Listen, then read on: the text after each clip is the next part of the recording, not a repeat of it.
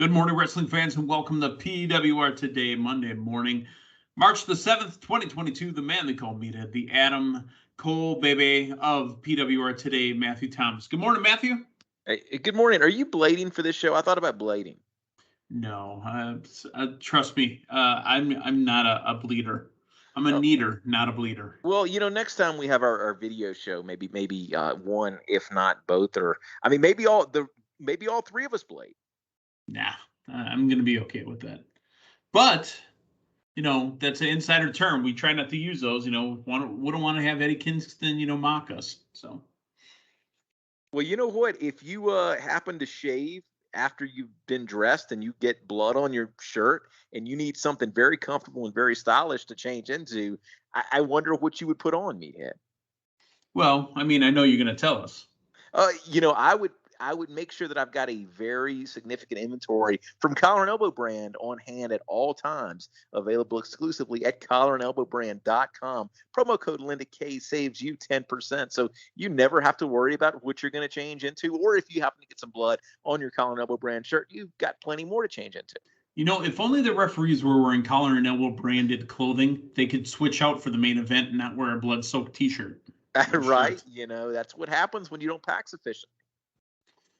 And they must not have enough gloves in the company, too, but we will get to that. Let's talk the buy-in. There was 2 announced matches and 1 additional match that got it put onto the buy-in for AEW Revolution. Here we go.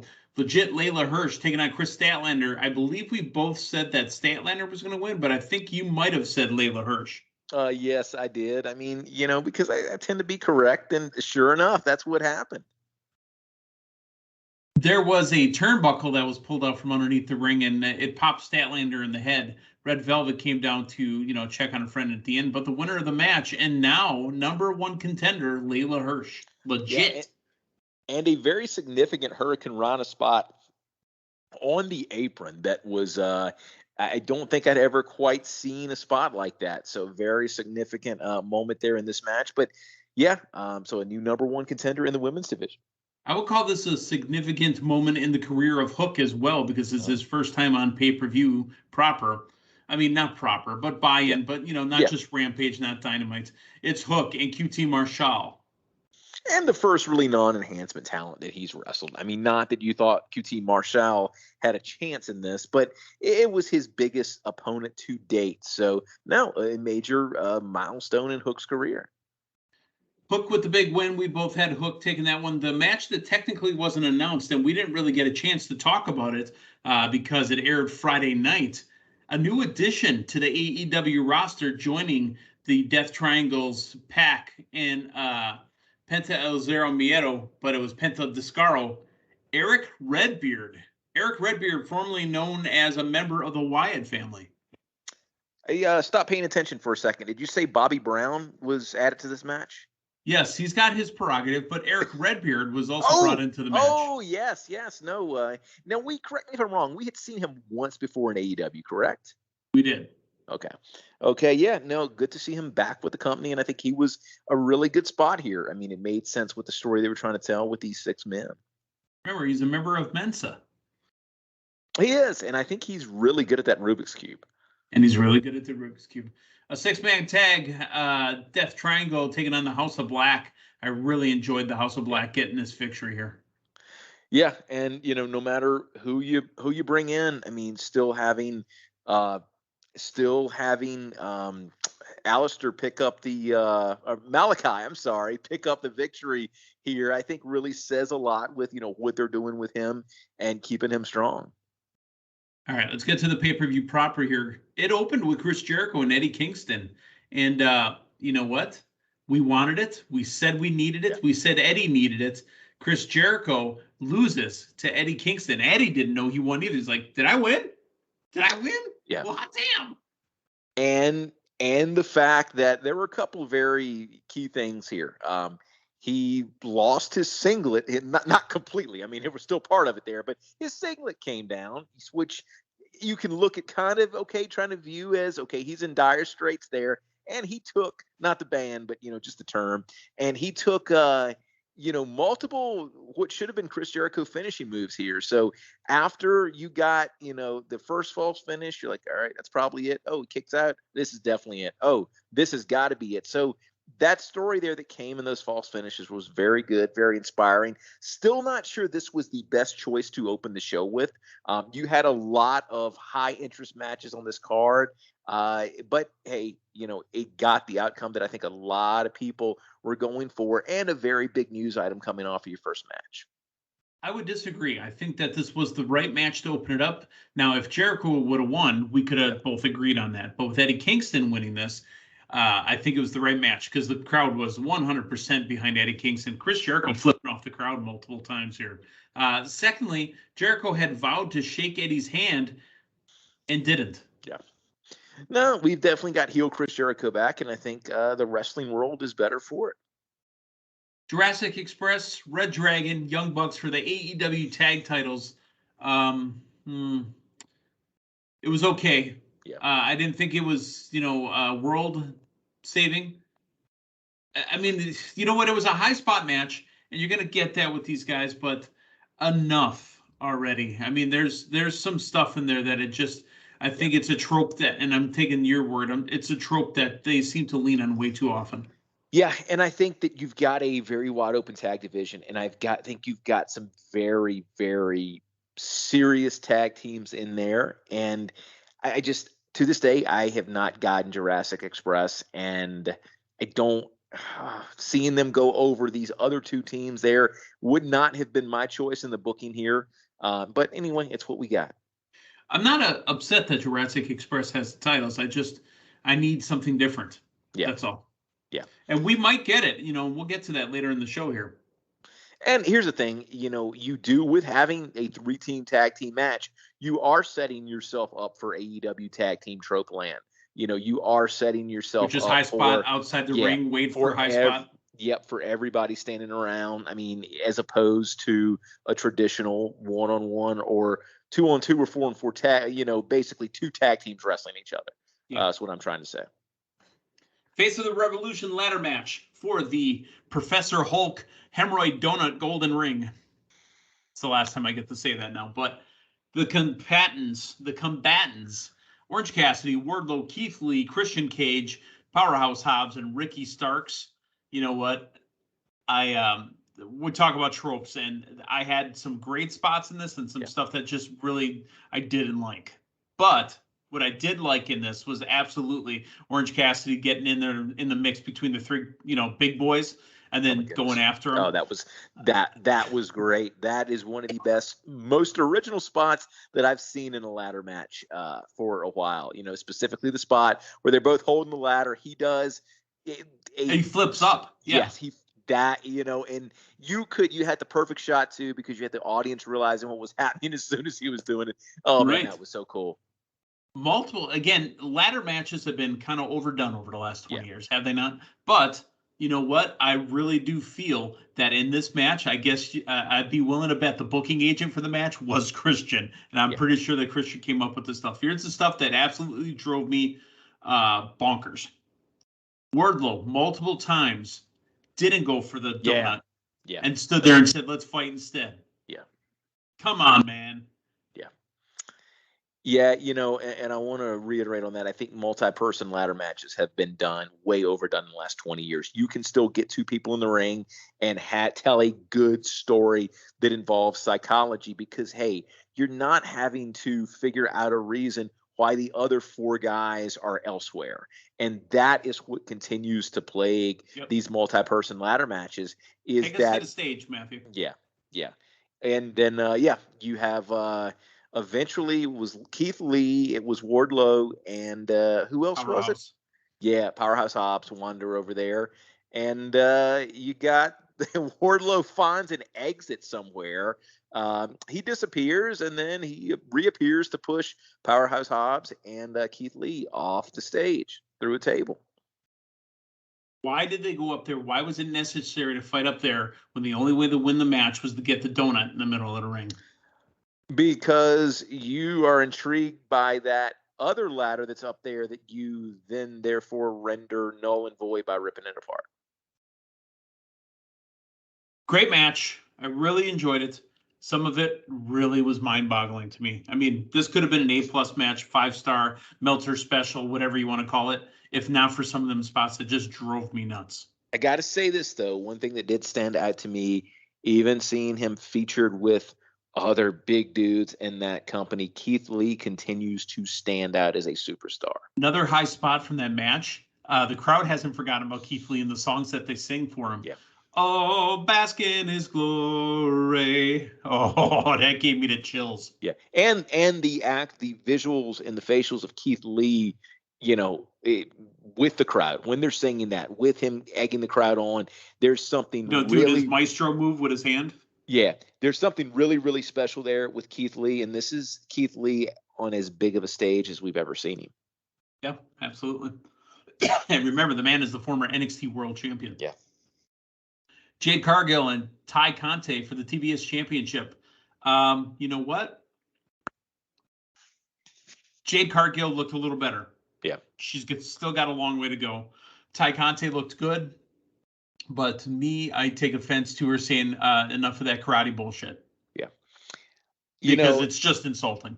And the thing of it is, too, with Jade, I think that, even though she's embraced the term greenness, the lack of experience there's a lot that she can get away with based on how she looks. In the fact that she looks like, she passes that airport test. Yeah. And the stuff that she's yet to pick up, to me, she's getting to a level where it is not noticeable enough to take away from that image she's projecting. So no, I was fine with this match. I was fine with the decision. She continues to get into the deep end a little more each time. Longer match. Yep. She's moving along. She's not there yet, but she's moving along. The most emotional match of AEW's history, honestly. It's CM Punk and it's MJF. Matthew, did you know right away what Punk was coming out to? I did not recognize it. I did, only because I did a little digging previously over the weekend. I'm like, I guarantee you that's the Ring of Honor entrance. Absolutely. That is fantastic. Yeah. What they did for the crowd, too, what the company did, was they gave them their Cult of Personality pop, let them sing along to the first line, and then MJF pulls the rug out. And then, Punk comes out to the other stuff. Overall, a lot of blood again. Yeah. A lot of blood. And, for those of you that listen to this show, you know where we stand on the blood. There's a phrase in the business that red equals green sometimes, but it can be overdone. If you're MJF, let me ask you this in the middle of the match. When you realize the chain came off your collar, you're going to sit there and let the ref put it back on? Yeah. Yeah, now, you need to see him take advantage of it for a little bit. I mean, because that's MJF, and that's the kind of thing that I think most anybody, at least playing the heel character, would do. Now, one thing I liked from the start of this match, that opening sequence where MJF was trying to get away and not realizing the limitations of the chain, they had spoken to the fact that this was MJF's first dog collar match. CM Punk had some experience. So I like the fact that we saw MJF, not just cowardly heel stuff, but it's actually his greenness of not being in one of these matches and not knowing the limitations of what he couldn't do with that chain. So I like that little piece of storytelling. I don't know if we've got an official time on this, but I know this thing was north of 30, if not pushing 40, 45. This was a long match. It was a very long match. And at the end of the match, Wardlow, as MJF is calling him out, and he's calling for Wardlow while the ref's putting the chain back on his neck, calling for Wardlow. Wardlow can't seem to find the ring in his pocket. It's like, it's in my left. No, it's in my right. After MJF turns around, sees Punk, lays the ring out on the mat, and walks away. The winner of the match, CM Punk, using MJF's diamond ring. Yeah. And the whole Wardlow turn was, if not pop of the night, it was right up there with pop of the night. The crowd really liked this. Now, I got to say, I think it was a gamble that I don't think paid off last night, having this match and having Danielson, Moxley on the same card. There was so much of an investment here from the crowd. And, I mean, after this, no fault of anybody, but, I mean, this match being the nature that it was, man, at least is how it came across on TV. The crowd had a hard time coming back from this match. They're exhausted. They're pooped.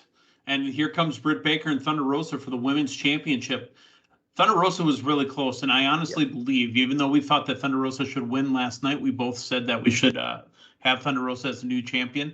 With her going into Battle of the Belts, if you buy into posters and her face being on the poster at Battle of the Belts, I think she's going to win it at the St. Patty's Day one. Yeah. And, if that's the case, it's probably a better decision, because I thought this was a very solid match. They utilized the false finishes really good here. Maybe a tad longer than it should have gone, but I thought it was an overall great match that I didn't feel like the crowd was in a position to appreciate. Maybe it makes sense, Thunder Rosa getting that win in front of a hot crowd who's ready for her to win it. Right. Not that's just having that as something added, on top of the cake. And to be honest, speaking of cake, but a word really close, cage. I think the next match should be a cage match. You want her to wrestle Christian Cage? No, not Cage and Page or Page and Cage. I think that Britt Baker needs to wrestle Thunder Rosa in a cage. That could be a great main event on a Dynamite on St. Patty's Day, and put them in a cage and let Thunder Rosa, because of all the interference that happened. Yeah. No, you've just you've made a case for it, and I mean you've made a case for a destination. The St. Patty's Day, is that San Antonio? Is that where it's at? I believe so. Yes. Hey, if you go to Taco Bell, can you get free tickets? Because that's what they did with the 97 Rumble. Does that still going on for stuff they do in San Antonio? Well, I mean, honestly, that was 25 years ago, so maybe, I don't know, you could try it. Well, I imagine, there's certain things you can probably do to end up getting ticketed inside of Taco Bell. They might have some stuff in Taco Bell from 25 years ago. You never know. We won't talk about that. You ever eat their hard shell tacos? I mean, it might be the same shells. It's very possible. All right. Very possible that Bryan Danielson and Jon Moxley was going to get blood, because they said, I have to bleed with a man. It was going to get very physical. There was a mental back and forth between Danielson wanting to wrestle and Moxley wanting a strike. Yeah. I love that play out the way it was. And this pay-per-view wouldn't have been an AEW pay-per-view if there wasn't one special surprise. Yes. And it was their dad. It was their dad, William Regal, and his two rowdy sons fighting each other. Father William Regal came out at the end. Yeah. No, and by far and away, I think the biggest storyline development from last night, when the dust settles and as far as news items, I mean, this put a very, very nice bow on this match between the two and a potential partnership going forward. And Regal getting a little bit of color, not his own, but wearing other people's. He headbutted Moxley right away and took all the blood off of him. I mean, that was funny. I have to ask, when they announced, and I don't remember where in the sequence it is, but when they were going to announce who the new signee was. Oh, my goodness. Did Tony not know? Tony gave it away. My goodness. To the TV audience. I mean, the people in the building didn't know, but Tony couldn't hold the damn clipboard properly. All I saw was a big word in big, bold font, Swerve. I'm pretty sure it's going to be Swerve. Well, and how non-official did it look, too? You've got an official contract with somebody, and all it says is Swerve. Yeah. Let's not give him a last name. But Isiah Swerve Strickland looked good. He had a great promo. Whose house? Swerve's house. You know what? Crowd loved him. Actually, crowd popped for him pretty big. No, without a doubt. And it was a nice reaction there. And what I really like, kind of the same thing with Keith Lee. You've got such a smart fan base here that they are automatically doing the stuff that was over in NXT. Yep, absolutely. All right, 6-man tornado tag. Hardy Cassidy, El Idolo, Sting, Darby Allin, Sammy Guevara. I kept asking myself when the two big spots happened, why? Yeah. Why do you have to do that? Why? Yeah. Sting jumping off the second, level through two tables. Sammy, jumping off of one of the set on top of a very hard, and the ref, you saw Aubrey Edwards slide in there the second the spot was over. Yeah. Those guys didn't move. Now, granted, Sammy Guevara came back to the ring afterwards, but why? Why do we have to have those spots? Yeah, I think where it was last night was you're trying to get people back up for the main event. You're trying to get an emotionally spent crowd up for the main event, and you did it by resorting to these spots. They resorted to violence. And finally, the main event. Anna Page, Adam Cole. Here's the positive I want to throw out there. JR had no issues with this match at all. Yeah. He did not struggle calling Paige Cole and Cole Paige.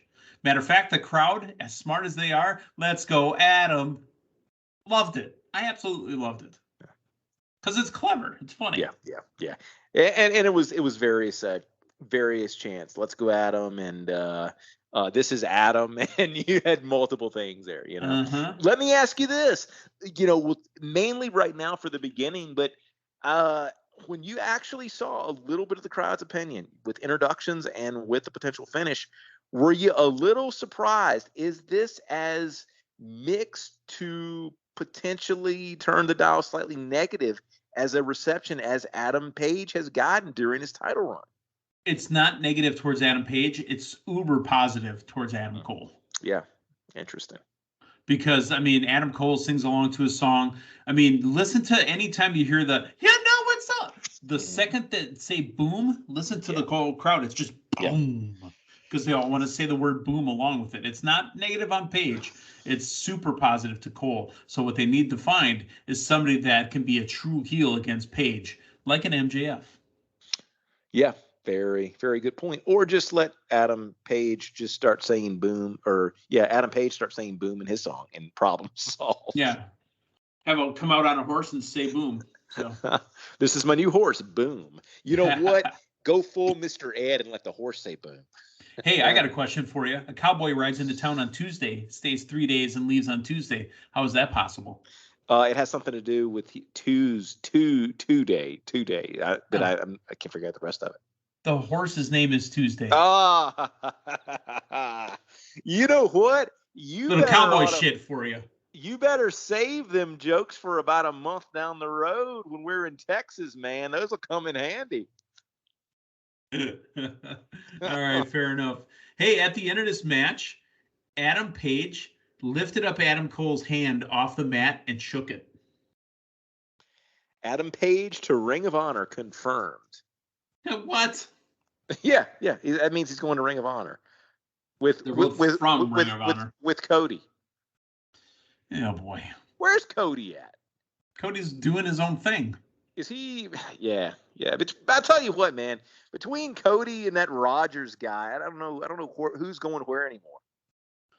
Well, that Devontae Adams news should be popping off this week, actually, because I believe free agency starts soon, and he promised the team that he would let them know where he stood before the free agency started, so they can go all in. So, did you just throw another Adam in the mix?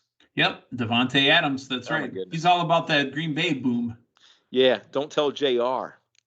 Well, it's not like Florida Man or Appleton Woman stories. So. Oh my goodness. All right. Well, that is a quick, fast, and clean 20 minutes. Matthew Thomas, we will talk to you Wednesday morning. I think we got the lovely Linda Kay tomorrow morning to talk to us about Raw. But before we go, it was a pay-per-view, Matthew Thomas. Oh, yeah. And we still have the PWR draft. Would you like to hear the results? Now, Matthew, you scored nothing because you don't have any AEW talent.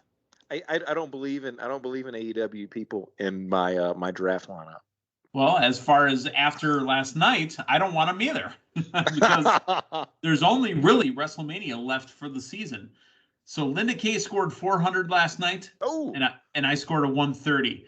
Linda Kay had 2 title defenses, and I had 1. Wait, let me take that back. No, I know she had a title defense. No, you know what? It was a win with a specialty, and mine was a win with a title defense. Anyways, Linda Wood 400, myself a 130. The new totals brought to you by the accounting firm of Dewey, Cheatham & Howe. Leading the pack, 3,825 points. Team Nelson Mandela. I know that guy. Man, he's a genius. In second place, but not by much, 3,445. And you thought it meant it had something to do with you. Bringing up the rear very closely, 3,390, Linda Kay. Interesting. We have 1 pay-per-view left, ladies and gentlemen. WrestleMania Night 1, WrestleMania Night 2. Matthew Thomas has a bunch of champions that could lose their belts. He could also win a title. You know what? I think I'm gonna be like Kevin Costner in Mr. Earl Jones and 3,000 miles in Vegas. Okay. No, Or yeah, Graceland? and I'm going to be keeping score in the stadium. James Earl Jones. I can't think of why I couldn't think of his name, but I'm going to be keeping score at WrestleMania. And Wait, Darth Vader? Yeah. Who knows? I might even be like Ray Costanza and have a hot dog and a beer. And maybe Ray Costanza, isn't that George Costanza's brother?